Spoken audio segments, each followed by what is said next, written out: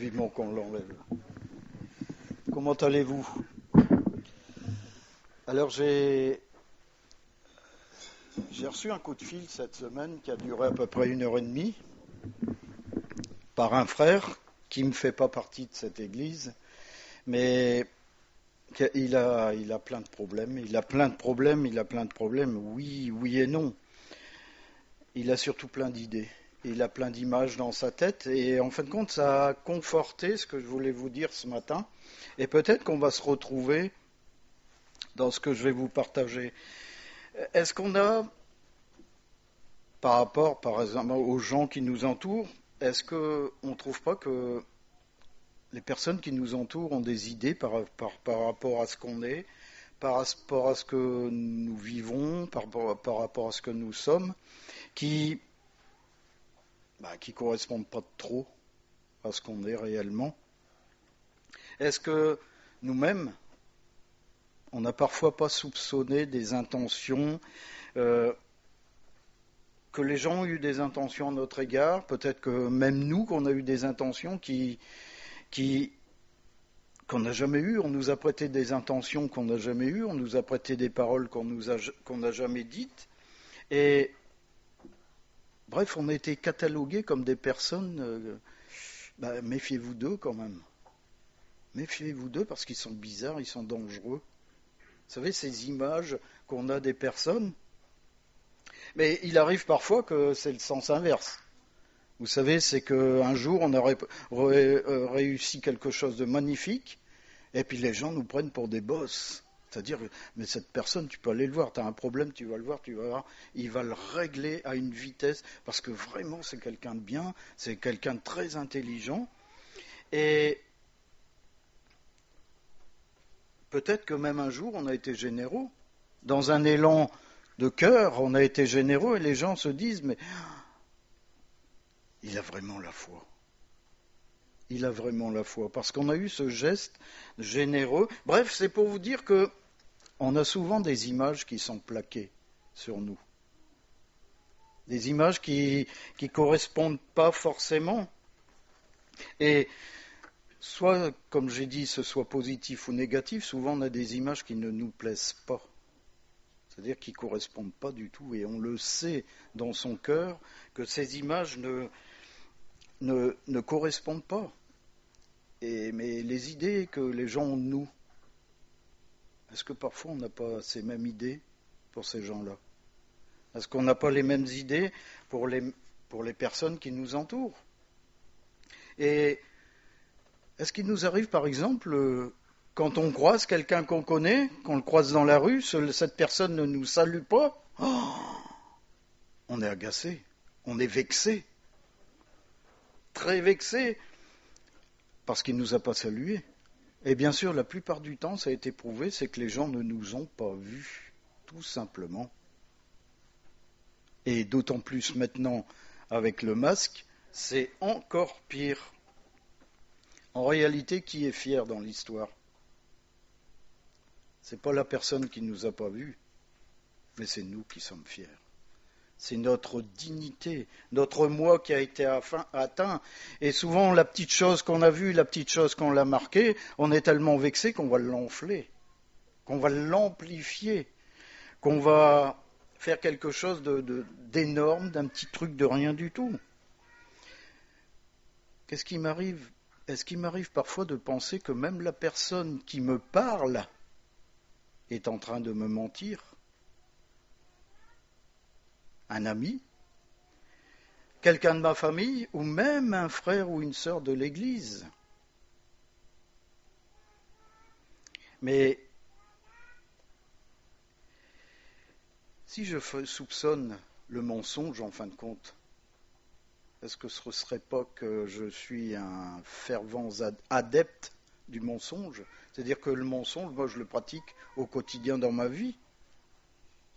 Si je le soupçonne chez mon voisin, bien sûr, c'est parce qu'il est chez moi aussi. Et on sait surtout comment l'utiliser, on sait surtout comment l'apprivoiser. Donc on le voit partout. Même quand les gens ne nous mentent pas, on voit le mensonge. Parce que ça fait partie de notre vie. Ah, je vois beaucoup de Dieu, et c'est en train de dire, mais où il nous emmène? Et souvent, on pense que les gens croient du mal de nous, alors que c'est faux. C'est totalement faux. Parce que, en fait, c'est parce que dans notre mauvaise conscience, on s'imagine plein de choses. On a des images dans notre tête qui ne correspondent pas du tout à la réalité du fait. Tout ça parce que souvent notre vie n'est pas en règle. Souvent notre vie n'est pas droite. Alors le mal qui est chez nous, on le voit chez les autres, alors qu'il suffit simplement de se regarder et de voir le véritable état d'orgueil qu'il y a dans notre vie, le mensonge, la médisance, toutes les fautes que nous projetons sur les autres, et d'abord et en particulier chez nous. Vous savez, quelqu'un qui n'a pas le mal en lui ne peut pas soupçonner le mal chez les autres. Mais quand on commence à soupçonner le mal chez les autres, ça veut dire qu'on l'a chez nous, avant tout.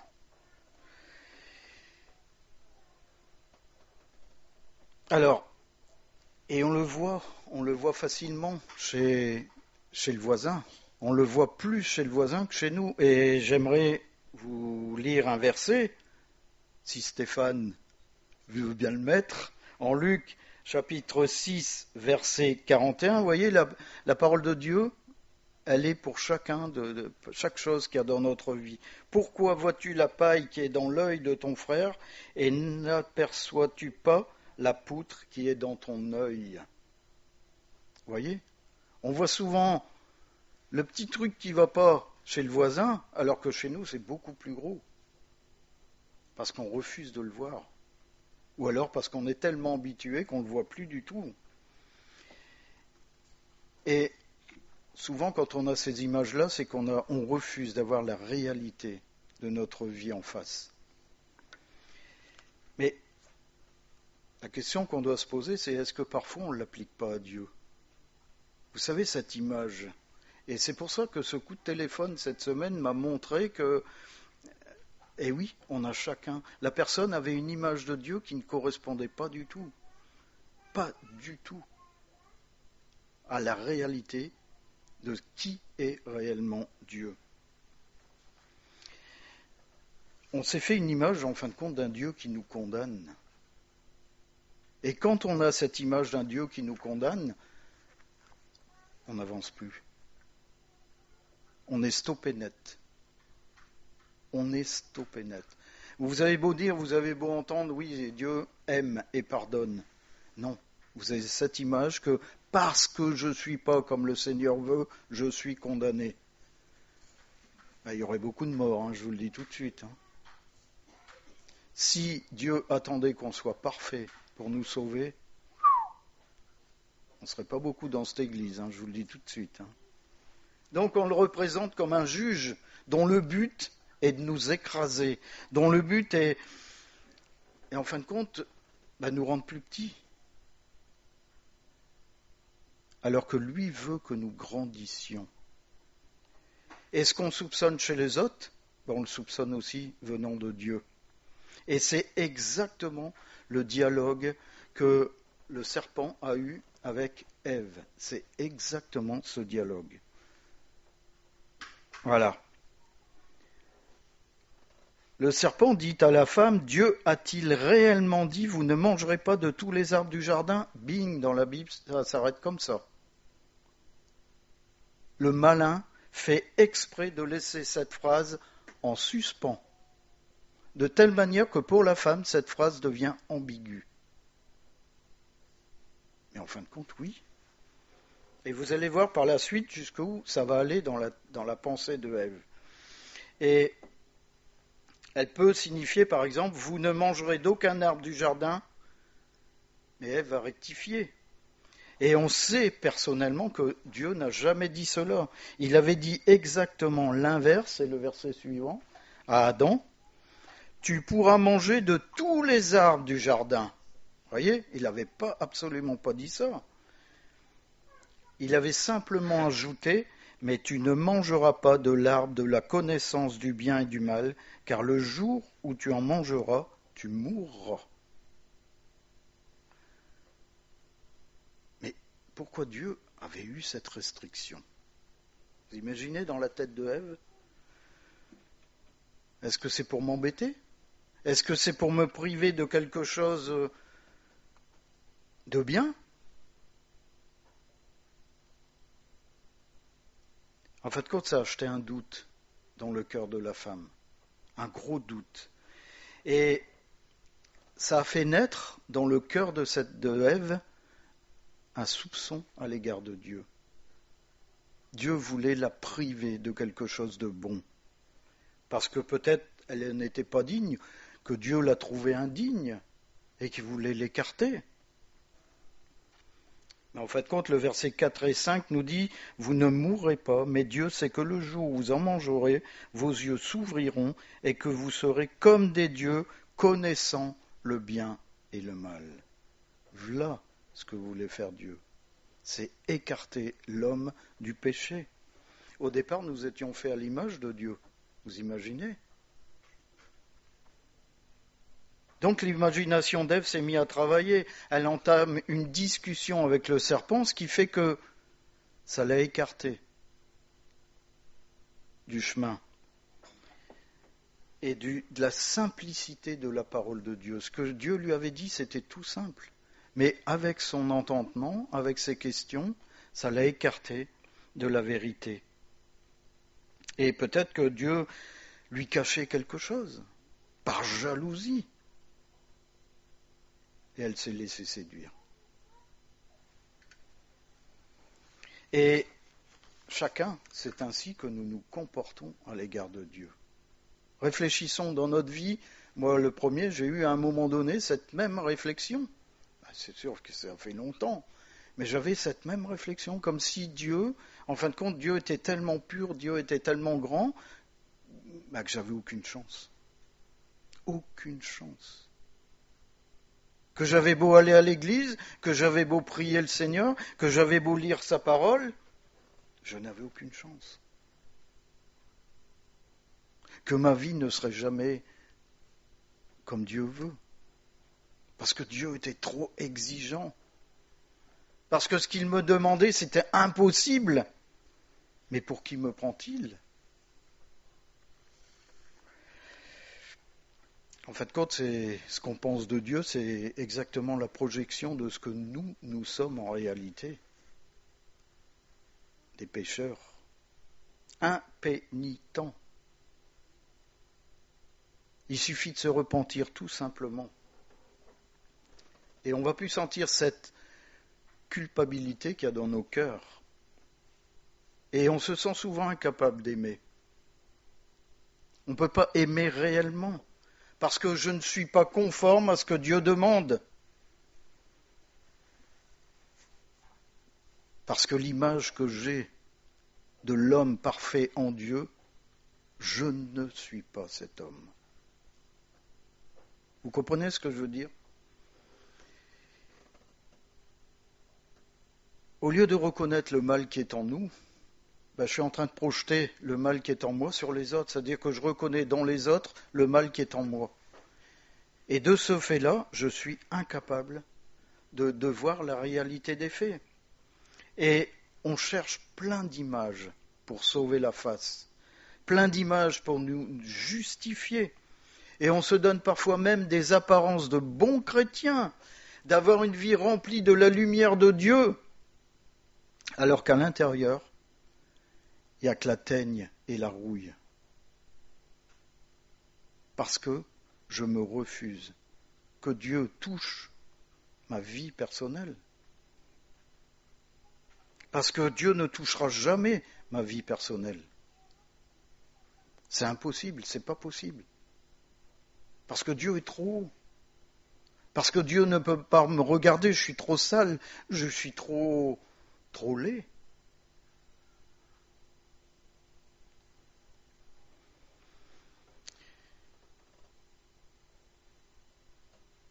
Mais tout ce qu'on a ici dans notre cœur, et on l'a vécu chacun, je suis persuadé que si je commence à demander, les gens lèvent les doigts, ils vont tous dire, bah oui, moi j'ai vécu cette chose-là. En fin de compte, toutes ces raisons qu'on s'est données sont très mauvaises. Et l'activité intérieure qu'on a de se déculpabiliser nous est épuisante et elle nous entraîne dans une angoisse. Et vous avez des gens qui font de la dépression, ce que j'appelle la dépression spirituelle. Ils sont incapables d'avancer.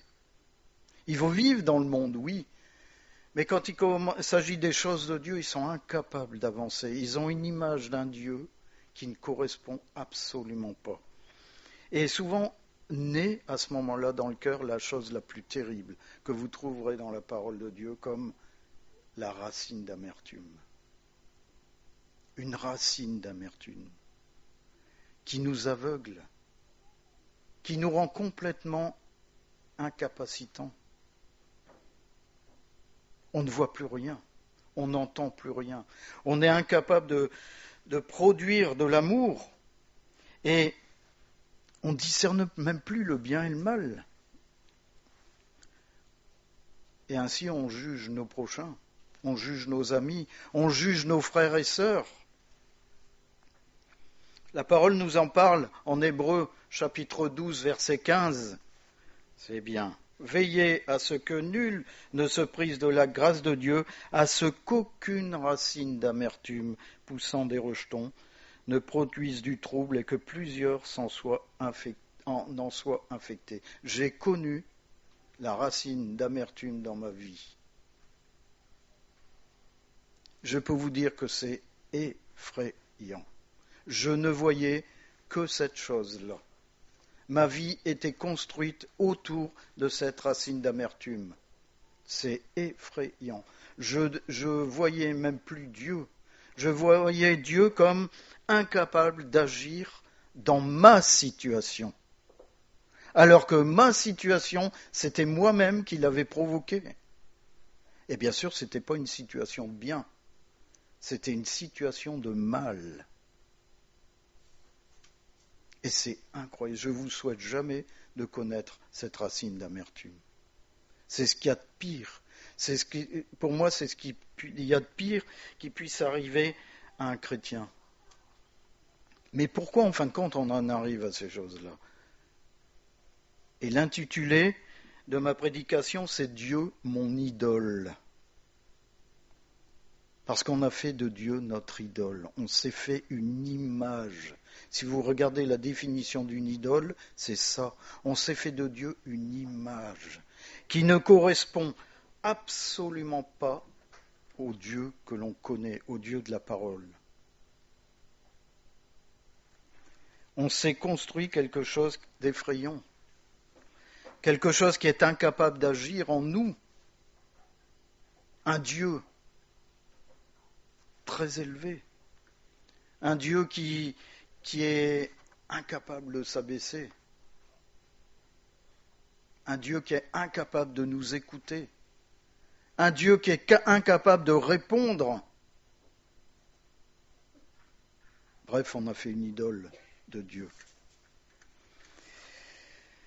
Et maintenant, qui va nous délivrer de cette image? Qui va nous délivrer de cette chose qui est tellement lourde dans notre vie, qui nous empêche de lever les yeux vers Dieu?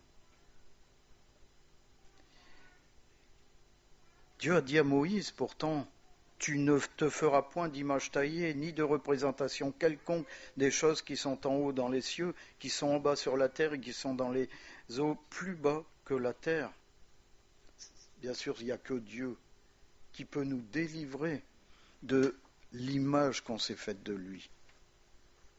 Et c'est terrible, hein, vous savez que en a l'air, vous avez l'impression d'écouter, mais si. Vous savez qu'on peut se construire une vie de chrétien à cause de l'image qu'on s'est faite de Dieu. On va avoir une vie, par exemple, correcte, rangée, il faut que je lise la parole, parce que sinon, je n'irai pas au paradis. Il faut que j'aille à l'église, parce que sinon, je perds mon salut. Il faut que je fasse ceci, il faut. Est-ce qu'il faut vraiment? Jésus, en mourant sur la croix, il a dit tout est accompli. Le il faut le rayer. Tout est fait. On n'a plus rien à faire. Et comment on peut faire? Il suffit de demander à Dieu de nous montrer l'image, la vraie image de qui il est. Que tout dans notre vie soit mis en lumière. Tout. Vous savez, c'est plus la lumière qu'on a construite. Toute cette lumière faite de religiosité. Est-ce que vous avez un verset qui est marqué dans la parole de Dieu qui dit « Tous les jours, vous serez obligés de lire la parole ». Non. Hein. Mais il est dit que l'homme vivra de cette parole. L'homme va vivre de cette parole. Et ça, c'est important de considérer cette chose. Il n'y a aucune obligation. Et souvent, on s'est donné des obligations. Lorsqu'on a des obligations dans nos vies, ça veut dire qu'on n'a pas la foi. Je vous l'ai dit et je vous le répète sans arrêt, parce que lorsqu'on a la foi, les choses de Dieu deviennent naturelles. Ce n'est plus une obligation, mais c'est devenu une soif. On a soif des choses de Dieu.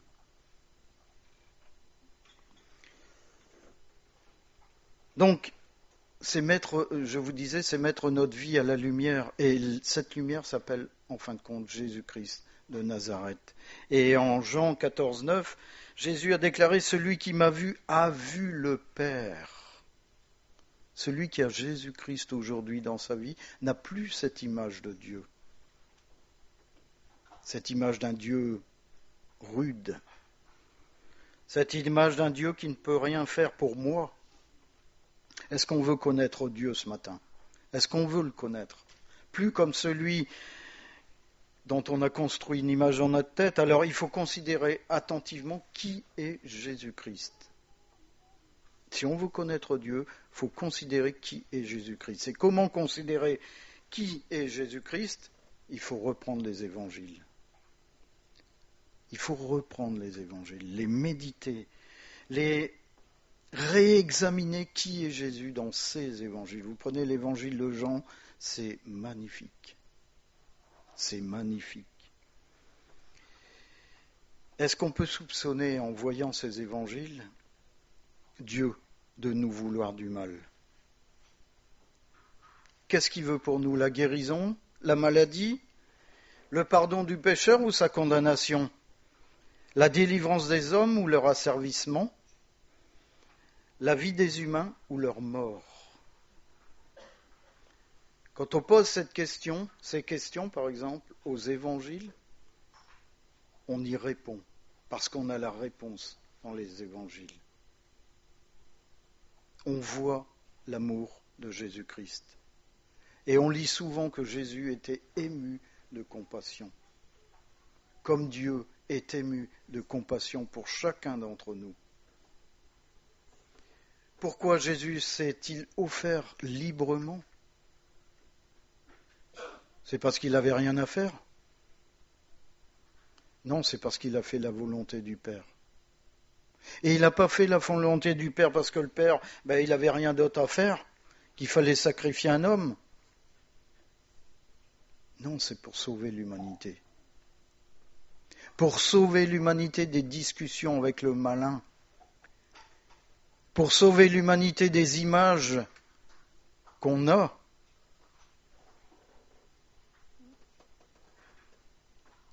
Pour sauver l'humanité de la fermentation qu'il y a dans nos cœurs. Vous savez, ces choses qui sont et qui bouillonnent. Et on couvre ça souvent de choses religieuses, et pourtant elles sont dans nos profondeurs. Et Jésus le savait, hein.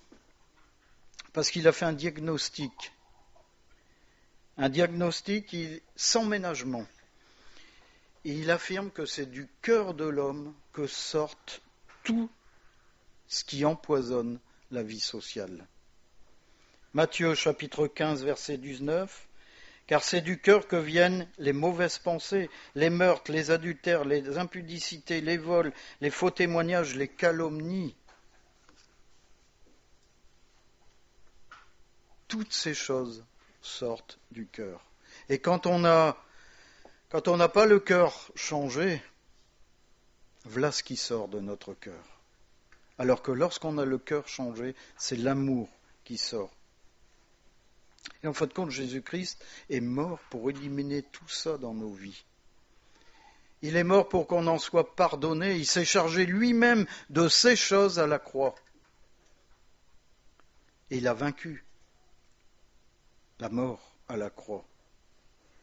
Et je vous le dis ce matin, Dieu a réellement enlevé la culpabilité dans nos vies. Et il l'a fait parce que Jésus-Christ est mort et ressuscité à la croix. Est-ce que on a réellement cette image fausse d'un Dieu qui est dur? Est-ce que pour nous, cette image n'est pas un fardeau? Vous savez quelque chose que je ne peux pas atteindre parce que Dieu a mis le niveau trop haut. Est-ce que je n'ai pas cette image dans ma tête? C'est une offense en fin de compte qu'on fait à Dieu parce qu'il nous aime plus que nous pouvons nous aimer. Et c'est un poids en fin de compte qui nous oblige parfois à jouer la comédie, à ne pas être réel devant lui, alors que lui nous connaît parfaitement. Relisez le psaume 139. Il ne faut pas rester dans cette situation. Il faut renoncer justement à cette idole d'un Dieu qui ne nous écoute pas. J'ai beau prier, combien de fois on l'a entendu? J'ai beau prier, il ne me répond pas. Parce que les gens s'imaginent que je mets 1 euro et dès que j'ai fait ma prière, il répond tout de suite. Dieu répond selon ses plans. Parce que lui, à la différence de nous, il n'a pas besoin de remettre 4 fois le travail sur l'établi. Quand il fait une chose une fois, il le fait parfaitement. L'œuvre de la croix en est une preuve.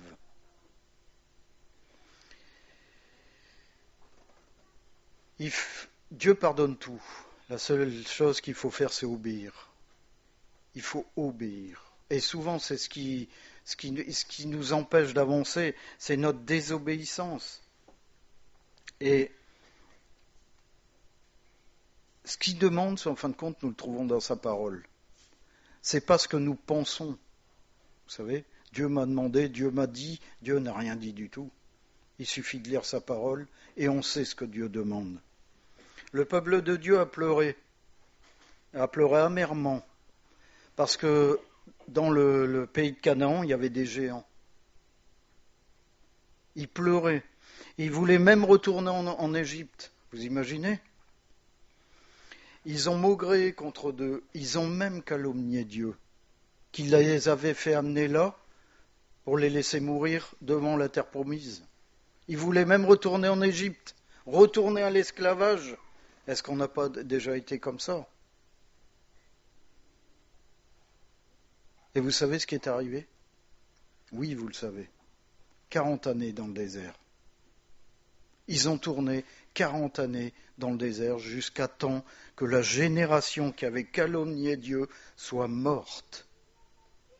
Et ensuite, c'est Josué qui a emmené le peuple dans la terre promise. Tout ça parce qu'ils ont désobéi. Je vous ai déjà donné cette image devant la mer. Moïse est allé voir l'Éternel, il a consulté l'Éternel. Que veux-tu que je fasse? L'Éternel a simplement dit que mon peuple avance.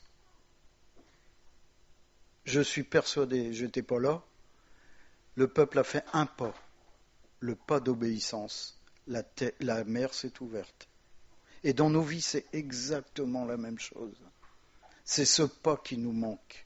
ce pas d'obéissance. Alors on donne une image d'un Dieu qui ne nous écoute pas, qui ne nous entend pas, qui ne fait rien pour nous, alors qu'il suffit simplement d'obéir. En obéissant, Arlette l'a dit tout à l'heure, vous verrez si je n'ouvrirai pour vous les écluses du ciel. Il faut demander pardon à Dieu pour les images fausses qu'on s'est faites de lui, qui nous ont rendus incapables de le voir et de l'entendre. Parce que quand on lit sa parole, on entend le Seigneur nous parler. On sent le doigt qu'il pose là où nous ne sommes pas au clair avec lui. Et il nous pardonnera en fin de compte. Il va faire de nous des êtres nouveaux, des gens guéris, des gens dignes, ayant une nature divine. En Apocalypse 21, verset 5, et celui qui était assis sur le trône dit, « Voici, je fais toutes choses nouvelles. » Et il dit, « Écris, car ces paroles sont certaines et véritables. Ce que tu as dit, il le fait. Voici, je fais toutes choses nouvelles. » Il nous sera possible à ce moment-là d'être nous-mêmes en lui. Et j'ai trouvé quelque chose de magnifique, c'est la parole de David devant Nathan. Vous savez qu'il venait de tuer le Héthien, et Nathan était allé le voir, mais en image, il lui a dit, mais t'as vu ce que tu as fait? Est-ce que tu es conscient de ce que tu as fait? Et au psaume 51, on lit, c'est une prière de David, « Lave-moi complètement de mon iniquité et purifie-moi de mon péché. Car je reconnais mes transgressions et mon péché est constamment devant moi. J'ai péché contre toi seul et j'ai fait ce qui est mal à tes yeux, en sorte que tu seras juste dans ta sentence, sans reproche dans ton jugement. » C'est pratiquement les mêmes paroles que le fils prodigue a dit à son père. « J'ai péché contre toi et contre l'Éternel », a-t-il dit à son père. David reconnaissait à cet instant précis qui il était devant l'Éternel. Est-ce qu'on l'a déjà fait? Est-ce qu'on a osé dire à ce Dieu qui est inatteignable, « J'ai péché contre toi. Je reconnais mes transgressions. » Nos capacités spirituelles, en fin de compte, elles sont à l'image des promesses de Dieu. La question qu'on doit se poser, c'est est-ce que Dieu peut-il tenir ses promesses? À votre avis? Ben oui. Ben oui. Donc ça veut dire que nos capacités spirituelles doivent être au top. Elles ne dépendent absolument pas de l'image qu'on a d'un Dieu, de l'idole qu'on s'est fait de Dieu. Vous voyez? Elles ne dépendent pas de ça du tout, parce que Dieu nous a fait des promesses. Elles dépendent d'une chose aussi, c'est avons-nous reçu l'Esprit de Dieu? Est-ce qu'on a reçu l'Esprit de Dieu? Alors maintenant, je vais vous inviter à baisser la tête et on va prier. Seigneur Dieu, je me suis fait à ton sujet des idées et des images fausses. J'ai jeté sur toi un regard déformé, car tous les hommes se sont rebellés contre toi en s'écartant de ta parole. Je t'en demande sincèrement pardon. Au travers de Jésus que tu nous as envoyé, je comprends combien tu nous aimes et combien tu m'aimes en réalité depuis le commencement. Tu es lumière, et j'accepte que ta lumière me sonde et dissipe en moi tout soupçon à ton sujet et au sujet de mon prochain. C'est moi qui avais des choses à cacher, je le reconnais maintenant, et je veux m'en détourner, car elles me condamnent. Puisque par le sacrifice de ton Fils, tu nous offres d'enlever cette condamnation, je t'en remercie de tout mon cœur. Je crois que Jésus a donné sa vie pour moi, Et je te demande ton Esprit Saint pour que je devienne moi-même transformé à l'image du Christ. Merci, Père céleste. Maintenant, je pourrai m'accepter puisqu'en Jésus, tu m'acceptes pour me remettre à neuf. Amen.